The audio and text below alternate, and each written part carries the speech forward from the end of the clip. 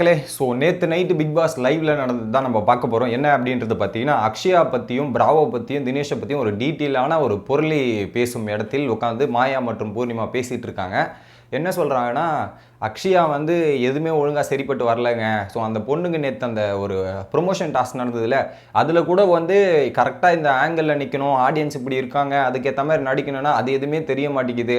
எல்லாமே வந்து அவள் இஷ்டத்துக்கு பண்ணுறா. ஓவர்லேப் நிறைய இடத்துல சண்டை போகிறது கூட கரெக்டாக சண்டை போடாமல் ஓவர்லேப்பில் வந்து ஏதோ பண்ணுறாங்க ரெண்டு பேரும். நிக்சன் கூட பரவாயில்ல, ஆனால் அக்ஷயா ஒரு இந்த இதில் இருந்து இப்படி பண்ணுறதெல்லாம் என்னால் அக்செப்டே பண்ண முடியல. அவள் என்ன தான் நினச்சிட்டு பண்ணுறா, ஒரு ஃபோக்கஸே இல்லாமல் இருக்கா அக்ஷயா அப்படின்ற மாதிரி ஒரு பக்கம் பூர்ணிமா சொல்கிறாங்க. இன்னொரு பக்கம் அது எனக்கு தெரியுங்க, அந்த பொண்ணுக்கு ஏதோ ஒரு சைல்டுஹுட் ட்ராமா இருக்குது, அதனால தான் அந்த பொண்ணால் ஃபோக்கஸ் பண்ண முடியல, இந்த மாதிரி இஷ்யூஸ்லாம் இருக்குது, அந்த பொண்ணுக்கிட்ட என்னால் சொல்ல முடியல, அதனால் நான் இப்படி வச்சுருக்கேன் அப்படின்ற மாதிரி ஒரு பக்கம் சொல்கிறாங்க மாயா.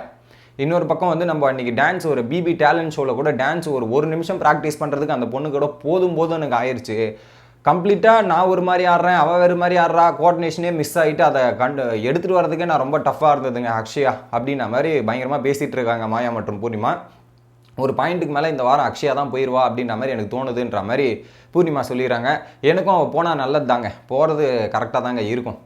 உடனே பூர்ணிமா சொல்கிறாங்க, ஆமாங்க இந்த வாரம் என்ன பண்ணால் நீங்கள் எடுத்து பாருங்கள், ஒரு டாஸ்க்லையும் போய் பார்ட்டிசிபேட் பண்ணல, எதுலையுமே அந்த அளவுக்கு ஒரு இன்வால்மெண்ட் இல்லை, கம்முன்னு சைலண்ட்டாக உட்காந்துட்டு இருக்க மாதிரி தான் இருக்குது. ஸோ இதுக்கப்புறம் அவள் இருக்கிறது வேஸ்ட்டு, எல்லாமே பார்த்தாச்சு, அவள் வெளியே போனால் நல்லாயிருக்கும் அப்படின்ற மாதிரி ஒரு பக்கம் பூர்ணிமா சொல்கிறாங்க. இன்னொரு பக்கம் வந்து தினேஷ் வந்து என்ன டார்கெட் பண்ணி என்னை வெளியே அனுப்பணும்னே நினச்சிட்டு இருக்காருங்க. ஸோ கண்டிப்பாக அவர் வந்து பிராவோவை சேவ் பண்ணுறதுக்காக ஸ்டார் போனதாக இருக்கட்டும், பிராவோவுக்கு எல்லாம் நடந்திருக்கு பாசிட்டிவாக. ஸோ அதன் மூலிமா என் மேலே நடந்துக்கிறதும் என் கூட பேசுகிற விதமே வந்து ஏதோ வேண்டா வெறுப்பா கொஞ்சம் வேறு மாதிரி பேசுகிறாரு. ஸோ நான் வெளியே போகணுன்றது அவர் எதிர்பார்த்துட்டே இருக்கார் போல இருக்குது, நானும் போகிறதுக்கான வாய்ப்பு இருக்குது அப்படின்ற மாதிரி ஒரு பக்கம் பூர்ணிமா பயத்திலேயே பேசிகிட்டு இருக்காங்க இந்த ஒரு விஷயத்த. இங்கேருந்து டேரெக்டாக ஸோ வெளியே கார்டன் ஏரியாவிலேருந்து பேசிவிட்டு அப்படியே டேரெக்டாக கிச்சன் பகுதிக்கு வந்து அங்கே ஒரு மீட்டிங் போடுவாங்க. எப்போவுமே அதுதான் அவங்க. So small boss big boss வந்து அங்கே ஒரு மீட்டிங் போடணும்ல, அங்கே ஒரு மீட்டிங் போடும்போது என்ன சொல்கிறாங்கன்னா, சரிங்க பார்த்து நீங்கள் கேம் விளையாடுங்க, நான் வீட்டுக்கு போகிறேங்க அப்படின்ற மாதிரி பூர்ணிமாவோட மைண்ட் செட் மாறிடுச்சு. நம்ம போகிறதுக்கான வாய்ப்பு இருக்குது அப்படின்றது. ஏன்னா ஒரு எலிமினேஷனா 2 எலிமினேஷனா 3 எலிமினேஷனான்றது தெரியல, எப்படியா இருந்தாலும் நம்ம போகிறதுக்கான வாய்ப்பு இருக்குன்ற மாதிரி ஓரளவுக்கு கெஸ் பண்ணிட்டாங்க. இன்னொரு பக்கம் மாயா வந்து என்ன சொல்கிறாங்களே, ஏங்க சும்மா இருங்க, நான் போனால் கூட போவேனே தவிர நீங்கள்லாம் போக மாட்டீங்க அப்படின்ற மாதிரி மாயா பேசுகிறாங்களே. அப்போல்லாம் இல்லைங்க, நீங்கள் என்னை விட பெட்டர் பிளேயருங்க, நீங்கள் சூப்பராக விளையாடுவீங்கன்ற மாதிரி பூர்ணிமா. ஸோ இவங்க அவங்களுக்கு ஒரு கன்வின்ஸ் கொடுக்குறதும் இவர் அவங்களுக்கு கன்வின்ஸ் கொடுக்குறதுன்ற மாதிரி மாற்றி கன்வின்ஸ் பண்ணிக்கிறாங்க. ஒரு பாயிண்டில் மாயா சொல்லிடுறாங்க, என்ன வேணாலும் இருக்கட்டுங்க, இந்த வாரம் நீங்கள் ஒரு 4-5 விஷயங்கள் பயங்கரமாக பண்ணியிருக்கீங்க, செம ஹிட்டாக பண்ணியிருக்கீங்க.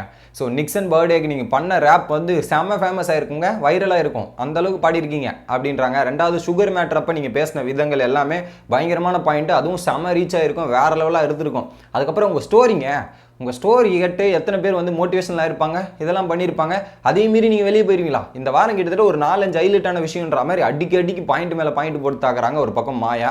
இதெல்லாம் கேட்டு பூர்ணிமாவும் வந்து கொஞ்சம் அதை ஆறுதல் படுத்திக்கிட்டாலுமே அவங்களுக்கு ஒரு டவுட் இருக்குது, நம்ம போகிறதுக்கான வாய்ப்பு அதிகமாக இருக்குது. ஏன்னா ஸோ அந்த வீக்கெண்டில் நடக்கிற விஷயங்கள்லாம் யோசிச்சு பார்க்குறாங்களே, ஸோ அதனால் பாசிபிலிட்டி இருக்குது அப்படின்ற மாதிரி ஒரு பக்கம் இது பண்ணிகிட்ருக்காங்க. இவங்க ஒரு பக்கம் இதெல்லாம் பண்ணால் இது ஒரு பக்கம் பண்ணியிருக்கீங்க, அதையும் மீறி நீங்கள் பல விஷயங்கள் பண்ணுறீங்களே, காது டு காது பேசுறது, மைக்கை கைடி போட்டு பேசுறதுன்ற மாதிரி இதுவும் ஒரு பக்கம் பண்ணிட்டு இருக்கீங்க. இதெல்லாம் கமல் சார் பார்த்தாருன்னா இதையும் பார்க்கணும் இல்லைங்க, ஆடியன்ஸும் பார்த்தா அதையும் பார்க்குறாங்க, இதையும் பார்த்துட்டு உங்களுக்கு அது இந்த வேலையை பார்க்கணும், அதுக்கேற்ற மாதிரி ஒரு சில விஷயங்களை கொடுக்கணும் அப்படின்றது வெயிட் பண்ணி பார்க்கலாம். பட் இப்போதைய நிலைமைப்படி என்ன நியூஸ் வருதுன்னா மக்களே, அக்ஷயா கன்ஃபார்ம் எலிமினேட் ஆகிறாங்க மக்களே, இது ஒரு பாயிண்ட்டு. பட் பிராவோவா பூர்ணிமாவா அப்படின்ற ஒரு கன்ஃபியூஷன் போயிட்டுருக்கு. எல்லாரும் வந்து பூர்ணிமா வெளியே வரணும் அதுக்கு தான் காத்துட்ருக்கோன்ற மாதிரி பல வாரமாக ஒரு 3 வாரமாக எல்லாரும் காத்துட்ருப்போம். ஸோ பூர்ணிமா வெளியே வருவாங்களா அப்படின்றது தெரியல. பட் அக்ஷயா கன்ஃபார்ம்டு, பிராவோவா பூர்ணிமா அப்படின்றது சாயந்தரத்துக்குள்ளே தெரியும். இன்ஃபர்மேஷன் வந்தவொடனே உங்களுக்கு அப்டேட் பண்ணுறேன். உங்களோட கருத்து என்ன அப்படின்றது கமெண்ட் பண்ணுங்க.